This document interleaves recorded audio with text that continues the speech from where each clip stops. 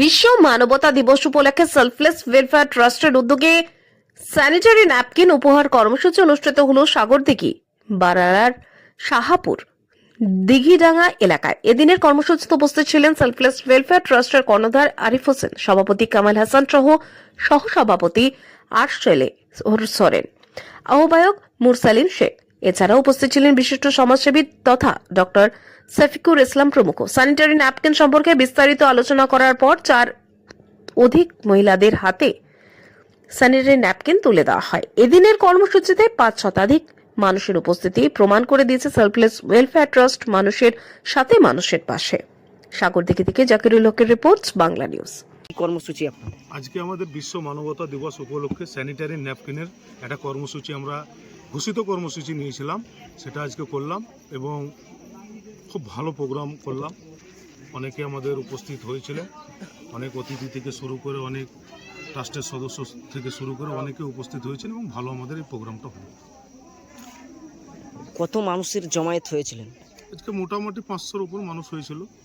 আমরা তাদের যারা যে বয়স্ক তাদের আলাদাভাবে এবং যারা কম বয়স্ক তাদের যাদের প্রয়োজন তারাই আমাদের ন্যাপকিনটা নিয়ে গেল এবং তাদেরকেই স্যানিটারি ন্যাপকিন তাদের মধ্য দিয়ে বিতরণ করলাম।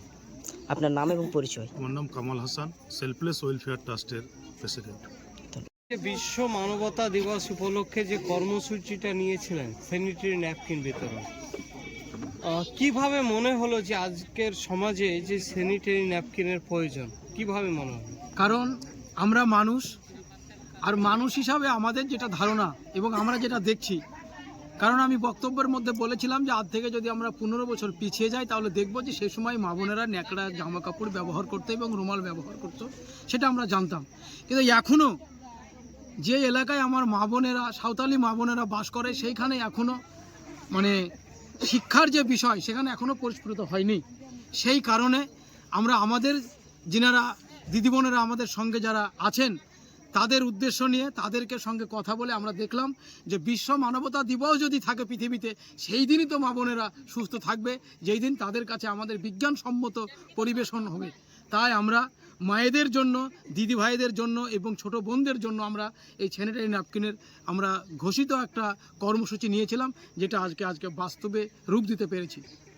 এই যে আমরা দেখলাম মূলত আপনারা স্যানিটারি ন্যাপকিন যাদের উদ্দেশ্যে বিতরণ করলেন, তাছাড়াও বয়স্ক মানুষের যে উপস্থিতি, কি কারণে উপস্থিতি হয়েছিল?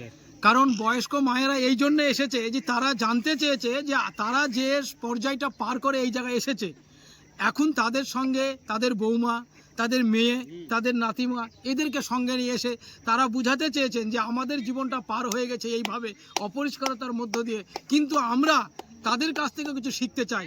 তাই আজকে 400-রও অধিক মা বোনদের হাতে আমরা স্যানিটারি ন্যাপকিন তুলে দিয়েছি এবং বয়স্ক মানে যারা দিদারা এবং ঠাম্মারা এসেছিলেন তাদের যে উৎসাহ, সেই উৎসাহতে আমরা খুবই খুশি। কারণ তাদের উৎসাহ ছিল বলেই আজকে পরিবার থেকে, ঘর থেকে মা বোনেরা বেরিয়ে আমাদের এই প্রোগ্রামে উপস্থিত হতে পেরেছে।